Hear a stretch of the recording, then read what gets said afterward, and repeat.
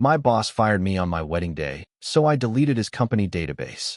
Before we begin the story, make sure to subscribe to our channel and never miss more incredible stories every day. The harsh blue light of my phone cut through the darkness of the hotel room, illuminating my crisp white tuxedo and the word, terminated. It was 6 in the morning. Rain slashed against the floor-to-ceiling windows of the bridal suite, distorting the neon city skyline into bleeding streaks of red and gold. In exactly 4 hours, I was supposed to stand at the altar and marry Sarah, the woman who had anchored me through 3 grueling years of startup hell. But right now, I was staring at an automated email from Julian, the CEO I had bled for, effectively executing my career with a single keystroke.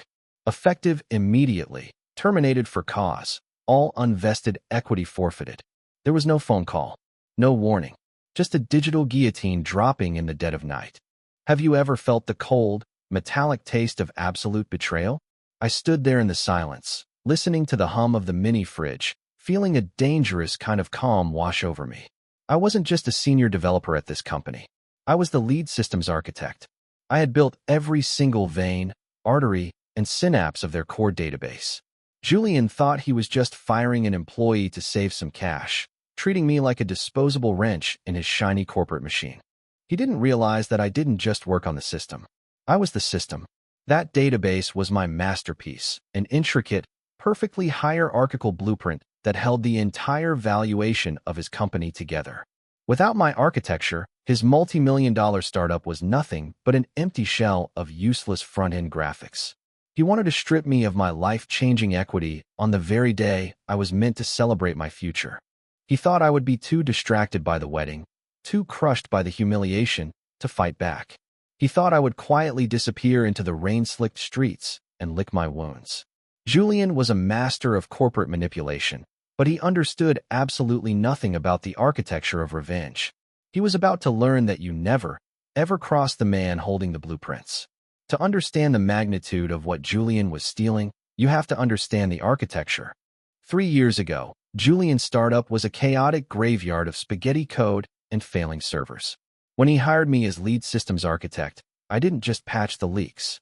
I tore the entire structure down to the bedrock and built a cathedral.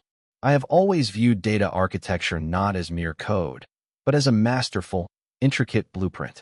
I love the absolute certainty of technical hierarchies, the beautiful logic of relational databases where every node, every table, every primary key has a distinct and vital purpose. I spent countless nights in our gritty, neon-lit office, surrounded by exposed brick and tangled server racks, breathing life into a system that was virtually indestructible. Julian used to stand over my shoulder, holding a cup of artisan coffee, his slick designer suit a stark contrast to my hoodies. "You're a genius, David," he would purr, his voice dripping with calculated charisma. "When this company goes public, your 15% equity is going to make you a king. We are family here." He sold me a vision of shared wealth to justify the poverty wages he was currently paying me. I believed him because the system I was building was too valuable to betray. It was a proprietary, highly scalable framework that could process millions of transactions with zero latency. It was the sole reason investors were throwing seed money at him. I poured my soul into the code base, meticulously organizing the data flow into a perfectly symmetrical hierarchy.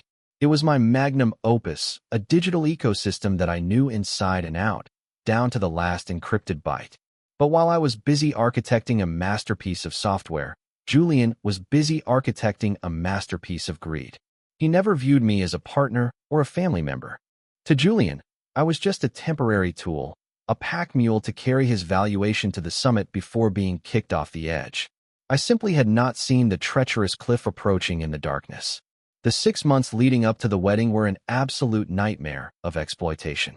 As my equity vesting date approached, Julian shifted the company into a permanent state of brutal, manufactured crisis. We were supposedly pushing for a massive new version release, and the pressure was suffocating. I practically lived in the server room, my entire existence reduced to the harsh blue glow of dual monitors in a pitch-black office. Rain streaking against the glass during those late-night coding sessions became my only connection to the outside world. Julian demanded 80-hour weeks, entirely unpaid, dangling the promise of my impending stock options like a poisoned carrot. "Just a final sprint, David," he would say, clapping me hard on the shoulder while adjusting his Rolex. "Once this launch is secure, you can take a month off for your honeymoon. You'll be a millionaire anyway." The manipulation was so deeply woven into the corporate culture that I normalized the abuse. I missed dinner reservations with Sarah. I missed cake tastings and vendor meetings. I sat in an eerie, isolated silence, typing lines of SQL until my fingers cramped and my vision blurred, desperately trying to keep the technical hierarchy stable under the massive new loads Julian kept arbitrarily demanding. Sarah would sometimes bring me takeout at midnight, silently sitting on a beanbag chair in the corner of my office, watching me sacrifice my health for a man who viewed me as livestock. Have you ever felt your own ambition being weaponized against you? Julian knew I wouldn't walk away from the system I had built, not when I was so close to the finish line. He squeezed every single drop of intellectual labor out of my exhausted brain, intentionally driving me to the absolute breaking point. He needed the code finalized, polished, and fully operational before he executed his final, devastating maneuver. The trap was set perfectly, and I was blindly walking right into the center of it. Everything hinged on a single, heavily fortified clause in my employment contract. My 15% equity was locked behind a brutal 3-year cliff. If I made it to the anniversary date, the stock was mine, no matter what happened next. If I was terminated even one day prior, I walked away with absolutely nothing. With the wedding just a week before my 3-year anniversary, I thought the timing was a serendipitous cosmic reward for my suffering. But as the countdown ticked into the single digits, the atmosphere in the office turned thick and toxic. Julian's fake camaraderie vanished. He stopped making eye contact in the hallways. He began quietly excluding me from high-level architecture meetings, citing my need to focus on wedding prep. I thought he was finally showing some basic human decency. Marcus, our deeply cynical senior developer and my only real friend at the company, knew better. Late one night, while we were compiling a massive data migration, Marcus pulled me into a dead-zone stairwell where the security cameras didn't reach. The flickering fluorescent light cast long, skeletal shadows across his face. "You need to watch your back, David," Marcus whispered, his voice tense and gravelly. "Julian has been having closed-door meetings with corporate auditors for 2 weeks. He's locking down financial disclosures and freezing all internal promotions." I brushed him off, blinded by the exhaustion and the impending wedding. I told Marcus that Julian was just prepping for a standard Series B funding round. "No," Marcus insisted, gripping my shoulder hard. "This doesn't feel like funding. This feels like a purge. He asked me to document your admin protocols yesterday." A cold knot of dread formed in my stomach, but I forcefully ignored it. The architecture was too complex for anyone else to manage, and I was completely indispensable to the company. I convinced myself I was entirely untouchable, secure in the fortress of my own flawless code. The absolute cruelty of the timing was not an accident. It was a psychological weapon. Julian knew that dropping the axe on the morning of my wedding would leave me entirely paralyzed, unable to contact a lawyer or mount a defense before the news cycle moved on. Standing in the hotel room, staring at the termination email, the walls felt like they were closing in. The email cited gross negligence and failure to meet developmental milestones, blatant, legally fabricated lies designed solely to trigger the for cause clause of my contract. In 1 second, 3 years of my blood, sweat, and brilliant architecture evaporated. My 15% equity, my financial future, the safety net for my new family, gone. I sat on the edge of the unmade hotel bed, the crisp white fabric of my tuxedo feeling like a suffocating straitjacket. The door clicked open, and Sarah walked in. She was already in her wedding dress, a vision of lace and silk, her smile radiant. Then she saw my face. The smile vanished, replaced by a look of sheer, terrifying clarity. I handed her the phone, my hands shaking uncontrollably. I expected her to cry, to panic about the catering bills or the mortgage we were about to take on. Have you ever watched the person you love transform into a weapon?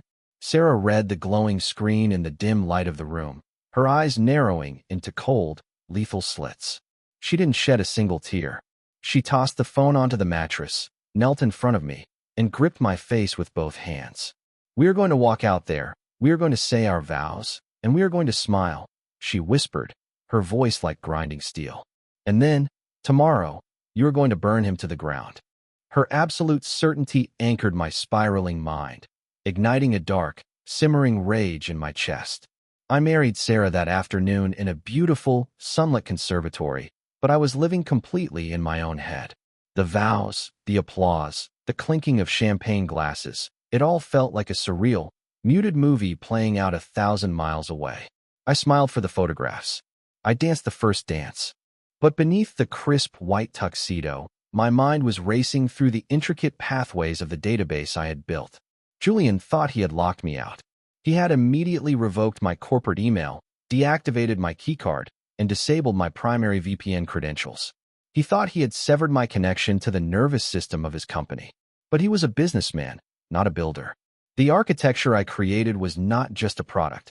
It was a living extension of my own mind. Julian assumed that standard IT protocols could keep the architect out of his own house, fundamentally misunderstanding how deeply embedded I was in the code. The reception dragged on, a beautiful blur of congratulations and expensive food that tasted like ash in my mouth. I couldn't stop visualizing the technical hierarchy, the perfect, cascading structure of tables and keys that I had forged in the dark. By midnight, the guests had finally gone home, and Sarah and I retreated to our shadowy, rain-slicked hotel suite. The city below us was a sea of glittering orange streetlights. Sarah wordlessly unzipped her dress, pulled on a hotel bathrobe, and poured me a stiff glass of whiskey.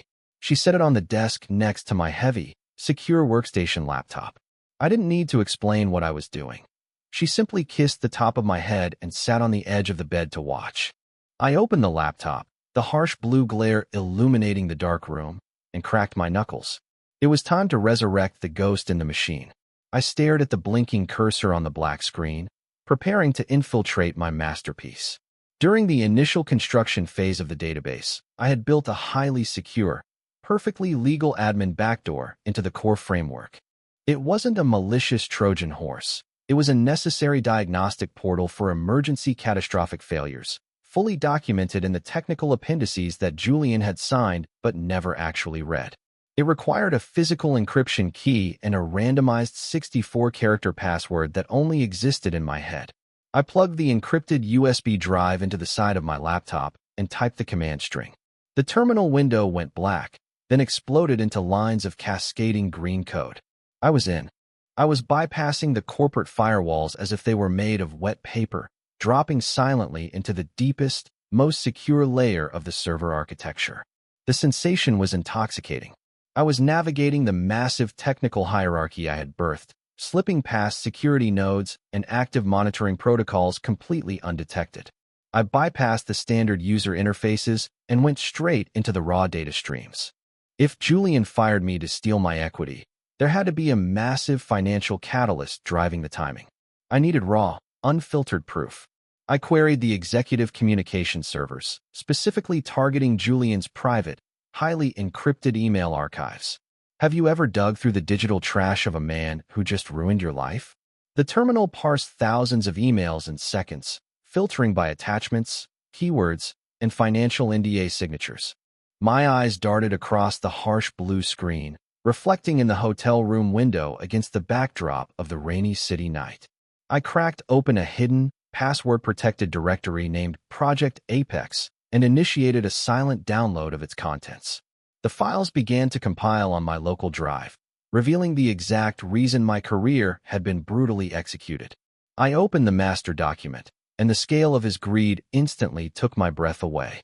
The master document was a finalized, fully signed acquisition term sheet. Julian wasn't just preparing for a standard funding round. He was selling the entire company to a massive, global tech conglomerate. The purchase price was a staggering $80 million in pure cash. The execution date for the final handshake and technical handover was scheduled for this upcoming Tuesday, just 3 days away. I stared at the glowing numbers on the screen, feeling the whiskey burn hot in my throat. My 15% equity, which was scheduled to vest a mere 2 days before the sale, would have been worth exactly $12 million. Julian hadn't fired me because of my performance. He fired me because he wanted my $12 million to fall back into his own massive executive payout pool. He had smiled in my face, watched me work 80-hour weeks to perfect the system the buyers wanted, and timed my execution perfectly to maximize his own wealth. The termination email sent on the morning of my wedding was a calculated, bloodless assassination of my financial future. He wanted me emotionally compromised and distracted while he finalized the sale of the architecture I had built with my own hands. I sat back in the hotel chair, the silence of the room deafening. Sarah placed her hand on my shoulder, reading the glowing legal documents over my head. Her grip tightened, her nails digging into my skin. Julian had sold our future to pad his own offshore bank accounts. He thought he had outsmarted the quiet, methodical engineer in the server room. But as I stared at the technical requirements outlined in the acquisition contract, a terrifying, beautiful realization began to dawn on me. The buyers weren't purchasing the brand or the user interface. They were paying $80 million exclusively for the proprietary database architecture I had built. I immediately pulled up the original employment contract I had signed 3 years ago. When Julian first hired me, the company had zero capital to pay my market rate, so I had negotiated a very specific intellectual property clause. I was young, but I wasn't stupid. The clause clearly stated that the foundational database architecture I authored remained my exclusive, proprietary intellectual property until the moment my equity fully vested. The company was operating on a temporary, provisional enterprise license to use my code. Upon my 3-year anniversary, ownership of the architecture would legally transfer to the corporation in exchange for my 15% stake. It was a perfectly legal, ironclad contingency plan designed to prevent exactly this kind of exploitation. By terminating me for cause prior to the vesting date, Julian hadn't just stolen my shares. In his arrogant rush to hoard the buyout money, he had inadvertently voided the IP transfer. By legally severing my employment, Julian had instantly and automatically revoked his own company's license to use my database. They were currently running a massive, multi-million-dollar tech startup on pirated, unlicensed software that legally belonged exclusively to me. Have you ever found the exact pressure point that can collapse an entire empire? A slow, dangerous smile spread across my face in the dark hotel room. The buyers were purchasing a system Julian no longer owned. Legally, I had every right to issue a cease and desist, but that would just lead to years of exhausting corporate litigation. I didn't want a long, drawn-out legal battle in a sterile courtroom. I wanted absolute, undeniable, catastrophic destruction of his entire kingdom. I turned back to the terminal, the blue light reflecting in my eyes, and cracked my knuckles one more time. The code was legally mine, and it was time to legally repossess my stolen property. Writing the deletion script was the most profoundly surreal experience of my life. I was sitting in my wedding tuxedo, sipping whiskey, meticulously coding a digital demolition charge for my own intricate blueprint. The glow of the monitor painted the hotel walls in shades of cold, digital blue. The aesthetic of the code had to be perfect. I didn't just want to pull the plug. I wanted the system to meticulously unspool itself, destroying the hierarchy from the ground up. I wrote a cascading script that would first target the localized backups, quietly encrypting them with a randomized hash key that even I wouldn't be able to crack. Once the backups were neutralized, the script would move to the core relational tables. It would systematically drop every secondary key, severing the relationships between the data points, before finally purging the primary tables into the digital void. I typed line after line, my fingers flying across the mechanical keyboard with a hypnotic, rhythmic clatter. It felt like I was performing open-heart surgery in reverse. I was dismantling the nervous system of the company, piece by agonizing piece. Sarah watched the terminal screen fill with the lethal syntax, her eyes wide with a mix of awe and dark satisfaction. I couldn't run the script immediately. If the system crashed over the weekend, Julian's IT team would have time to scramble and potentially salvage the front-end servers. The destruction needed to happen when the spotlight was blindingly bright. I embedded the script directly into the central cron job scheduler, obfuscating the code to look like a standard system diagnostic routine. I set the execution timer for exactly 10:15 a.m. on Tuesday morning. I pressed the enter key, uploading the payload into the heart of the corporate servers. The trap was armed, invisible, and ticking down to the final, devastating presentation. Monday morning arrived with a heavy, oppressive overcast, the kind of gray sky that makes the city look made of cold concrete and deep shadows. I spent the day lounging in the luxury hotel suite with Sarah, ordering extravagant room service, entirely detached from the corporate anxiety currently gripping Julian's office downtown. While I was drinking expensive coffee and watching the rain, my script was waking up in the dark, humming corners of the company's massive server farm. At exactly 9 a.m., the protocol initiated its quiet, preliminary phase. Have you ever watched a virus slowly consume a healthy host from the inside out? That was my code at work. It started at the very bottom of the technical hierarchy, exactly as I had meticulously designed it. First, the archaic user logs and redundant diagnostic files were silently wiped clean. Then, it moved to the automated backup clusters. It didn't delete them outright. It systematically encrypted every single backup archive using an unbreakable cryptographic algorithm, replacing terabytes of vital safety nets with absolute, unreadable gibberish. Julian's junior system admins didn't notice a single thing. The front-end executive dashboards remained bright green and active. The user interface still looked perfectly sleek and flawlessly responsive. But beneath the polished surface, the foundational structural integrity of the database was already rotting away. By Monday evening, the script had successfully neutralized every single fail-safe mechanism in the entire corporate architecture. The company was now balancing on a digital tightrope with absolutely no net to catch them when they fell.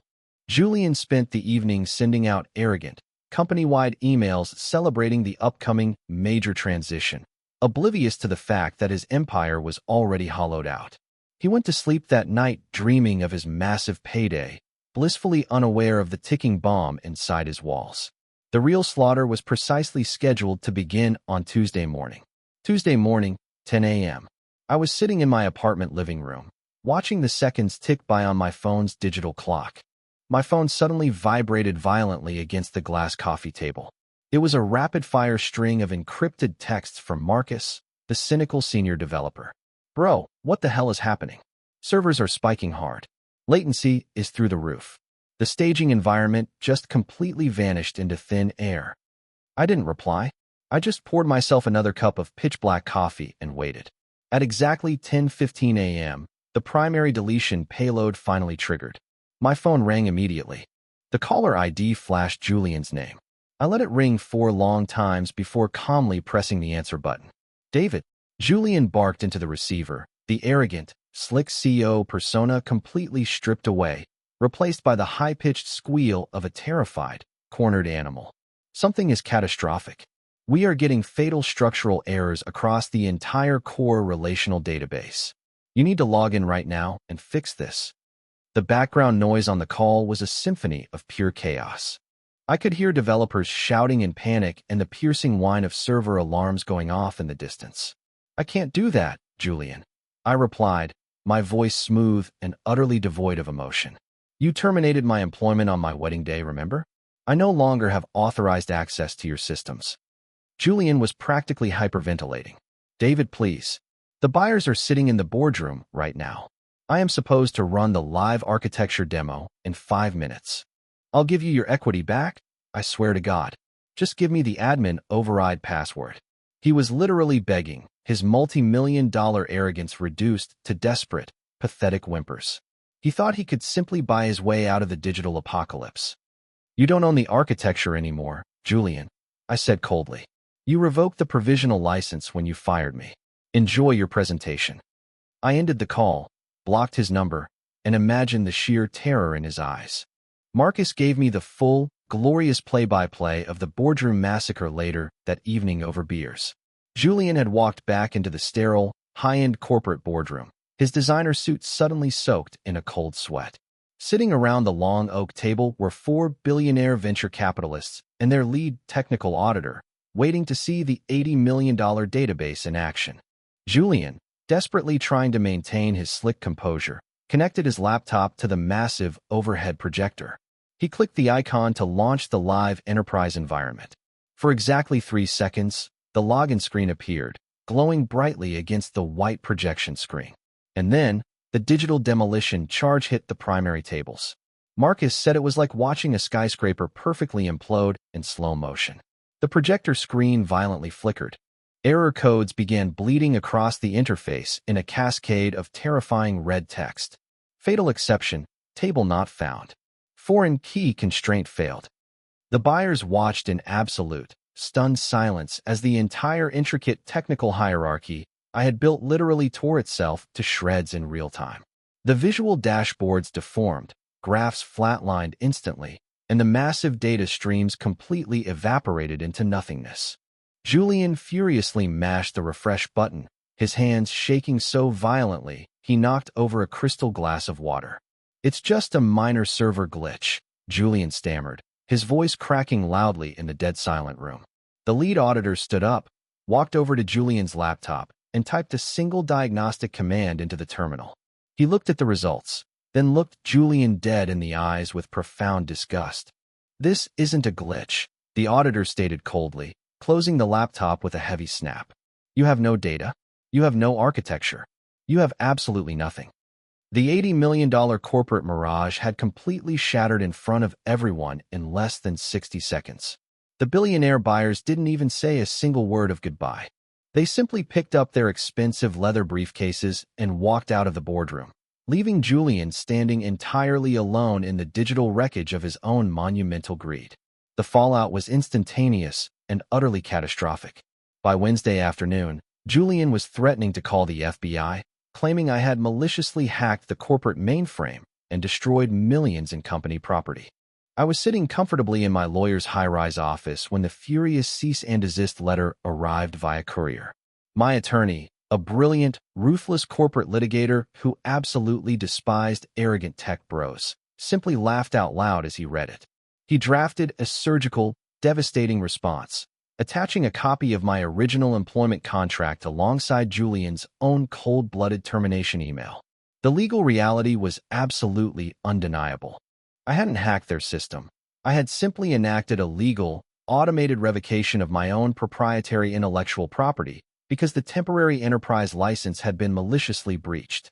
I didn't destroy his property. I just took my own property back.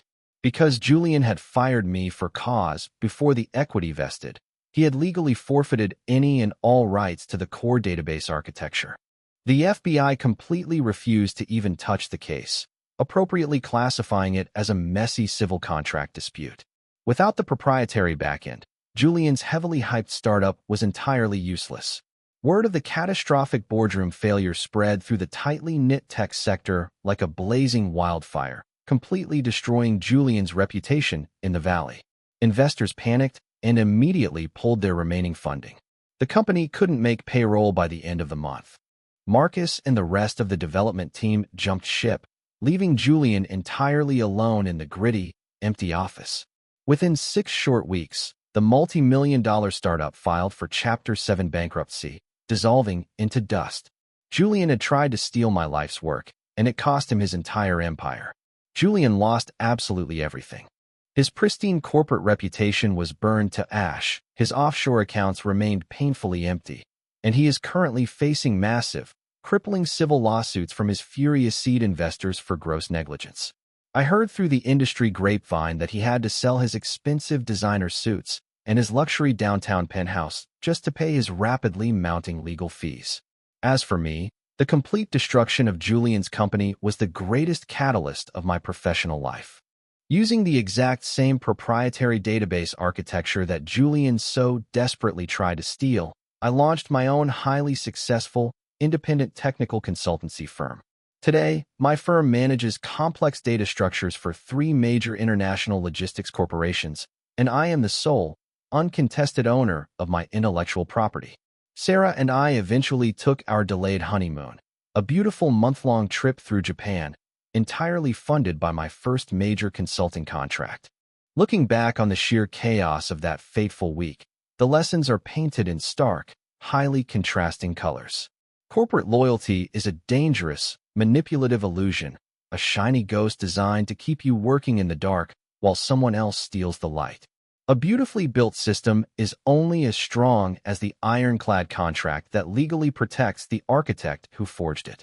If you are building the foundational infrastructure of a company, Never hand over your precious blueprints until the equity check has officially cleared the bank. Know your absolute worth. Fiercely protect your digital creations, and never let an arrogant executive treat you like a disposable tool. Because at the end of the day, CEOs can give arrogant speeches and shake hands in sterile boardrooms all they want, but the true power always lies deep within the server room. The people who write the code dictate the very reality of the modern world. If you dare to cross the architect, you will ultimately be crushed by the collapse.